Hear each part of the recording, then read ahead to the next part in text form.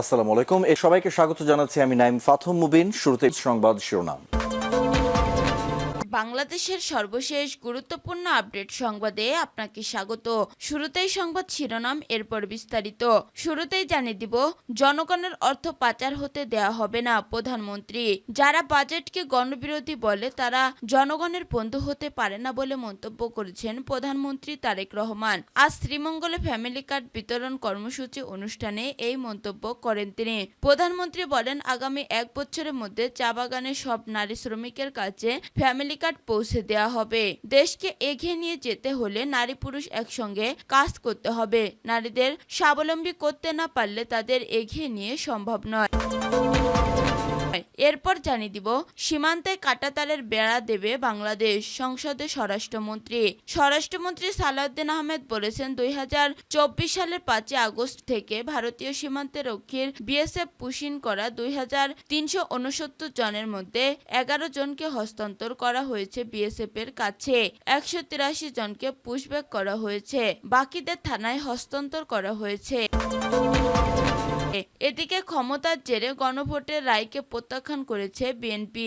বাংলাদেশ জামাতে ইসলামী secretary general doctor Hamidur Rahman Azad বলেছেন, নতুন সরকারের কাছে জনগণের আকাঙ্ক্ষা ছিল 12ই ফেব্রুয়ারিতে অনুষ্ঠিত জনগণের রায়ের মাধ্যমে সংবিধান সংস্কারের, কিন্তু বিএনপি ক্ষমতার জেরে গণভোটের রায়কে প্রত্যাখ্যান করে জাতিসংঘে বেইমানি করেছে। এরপর জানিয়ে দিব, চলতি অর্থ বছরে রেমিটেন্স প্রবাহ বেড়েছে 18.3%। 2025 সালের জুলাই থেকে 2026 সালের 16 জুন পর্যন্ত 34.49 বিলিয়ন মার্কিন ডলারেরও বেশি রেমিটেন্স দেশে পাঠিয়েছেন প্রবাসী বাংলাদেশিরা, যা আগের অর্থ বছরের একই সময়ের তুলনায় 18.3% বেশি। এর মধ্য দিয়ে চলতি অর্থ বছরে প্রবাসী আয়ের ঊর্ধ্বগতি অব্যাহত রয়েছে।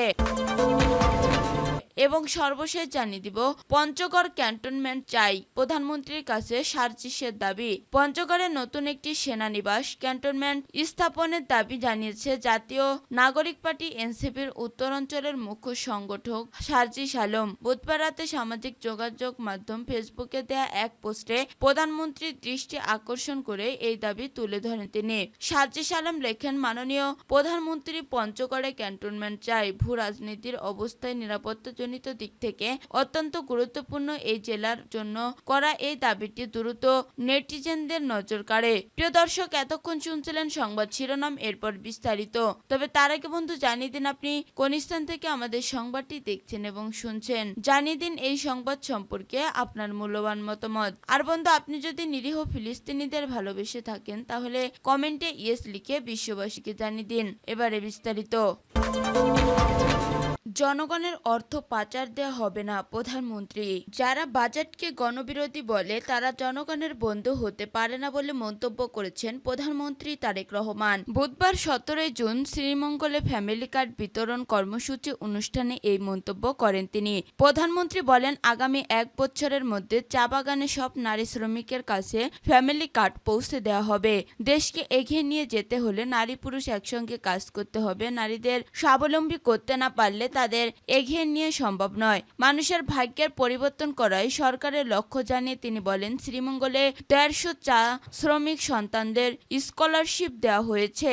আগামী 1 বছরে 40 লাখ কৃষি কার্ড দেওয়া হবে। বিএনপি দেশের মানুষের পাশে দাঁড়াতে চায়। আগামী 5 বছর উপলক্ষে 50 বেডের হাসপাতাল 100 বেডে উন্নত করা হবে। তিনি আরো বলেন, জনগণের ভাগ্য পরিবর্তনের জন্য যে বাজেট দেওয়া হয়েছে, একটি দল বলে এটা নাকি জনবিরোধী বাজেট। জনমানব বাজেটকে যারা গণবিরোধী বাজেট বলে তারা জনগণের বন্ধু হতে পারে না। যারা জনগণকে বিভ্রান্তি করে তাদের বিরুদ্ধে সচেতন ও ঐক্য থাকতে হবে। তারেক রহমান বলেন, মানুষ যতবারই ভোট দেওয়ার সুযোগ পেয়েছে ততবারই বিএনপিকে বিজয়ী করেছে। দেশের উন্নয়নকে অব্যাহত রাখতে হলে জনগণকে ঐক্যবদ্ধ থাকতে হবে।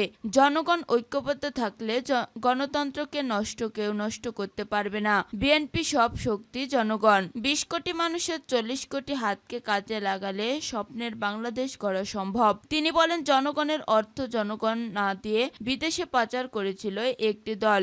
জনগণের টাকা পাচার হতে দেবে না। জনগণের অর্থ দিয়ে জনগণের কাজ করা হবে। যারা বিদেশে টাকা পাচার করতে চায় তাদের বিরুদ্ধে ব্যবস্থা গ্রহণ করা হবে।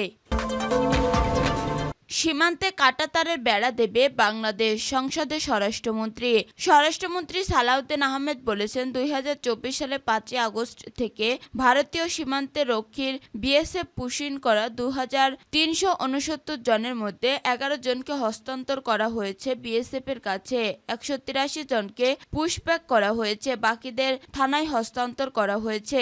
ভারতের পশ্চিমবঙ্গের বিধানসভা নির্বাচনের পর বিএসএফ এর 36টি পুশিন চেষ্টা বিজিবি প্রতিরোধ করেছে। মিয়ানমার সীমান্তের নিরাপত্তা নিশ্চিত, হত্যা, অনুপ্রবেশ, মাদক অস্ত্র, গোলাবারুদ, আর্তসীমান্ত বিভিন্ন অপরাধ দমনে কাঁটাতারের বেড়া নির্মাণের উদ্যোগ গ্রহণ করা হয়েছে। ভারত সীমান্তে স্পর্শকাতর স্থানে কাঁটাতারের বেড়া নির্মাণের পরিকল্পনা গ্রহণের কার্যক্রম বিবেচনাধীন রয়েছে। বুধবার জাতীয় সংসদের প্রশ্নোত্তরে সিলেট 3 আসনে মোহাম্মদ আব্দুল মালিক এবং পাবনা 5 আসনে শামসুর রহমান শিমুল বিশ্বাসের প্রশ্নের জবাবে স্বরাষ্ট্রমন্ত্রী একথা বলেন। স্পিকার হাফিজউদ্দিন আহমেদের সভাপতিত্বে সংসদের বৈঠক শুরু হলে প্রশ্নোত্তর টেবিলে উপস্থাপিত হয়। সংরক্ষিত আসনে নীলোফার চৌধুরী মনির প্রশ্নের জবাবে স্বরাষ্ট্রমন্ত্রী বলেন, সীমান্তে বিএসএফ এর কর্তৃক নিরীহ বাংলাদেশি নাগরিক হত্যা অত্যন্ত দুঃখজনক, মানবাধিকার সুস্পষ্ট লঙ্ঘন। বিজিবি বিএসএফ মহাপরিচালক পর্যায়ের সীমান্তে সম্মিলিত বিষয়টি অত্যন্ত জোরালোভাবে উত্থাপন করা হয়েছে।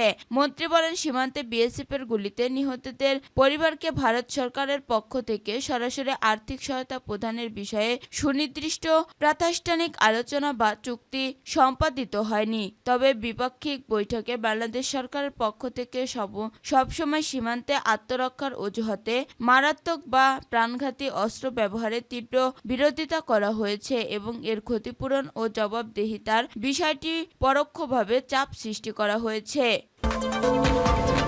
ক্ষমতার জোরে গণভোটের রায়কে প্রত্যাখ্যান করেছে বিএনপি। বাংলাদেশ জামাত ইসলামীর সহ secretary general doctor Hamidur Rahman Azad বলেছেন, নতুন সরকারের কাছে জনগণের আকাঙ্ক্ষা ছিল 12 ফেব্রুয়ারিতে অনুষ্ঠিত গণভোটের রায়ের মাধ্যমে সংবিধান সংস্কারের, কিন্তু বিএনপি ক্ষমতার জেরে গণভোটের রায়কে প্রত্যাখ্যান করে জাতির সঙ্গে বেইমানি করেছে।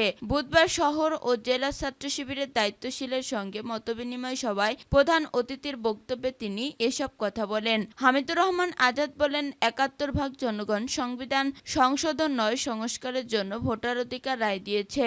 জনগণের মূল্যবান রায় বাস্তবায়নের জন্য ইসলামের নেতৃত্বে 11 দল সংসদের পাশাপাশি রাজপথে আন্দোলন করে যাচ্ছে।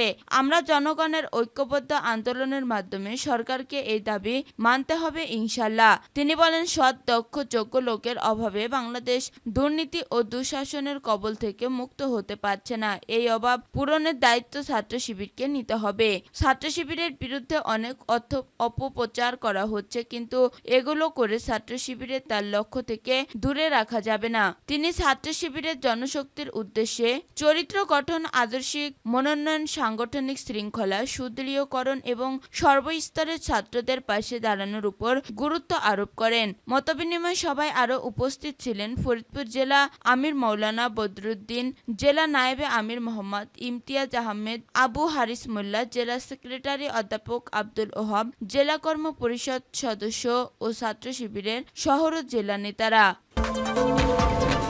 চলতি অর্থবছরের রেমিটেন্স প্রবাহ বেড়েছে 18.3%। 2025 সালের জুলাই থেকে 2026 সালের 16 জুলাই পর্যন্ত 34.49 বিলিয়ন মার্কিন ডলারেরও বেশি রেমিটেন্স দেশে পাঠিয়েছে প্রবাসী বাংলাদেশিরা, যা আগের অর্থবছরের একই সময়ের তুলনায় 18.3% বেশি।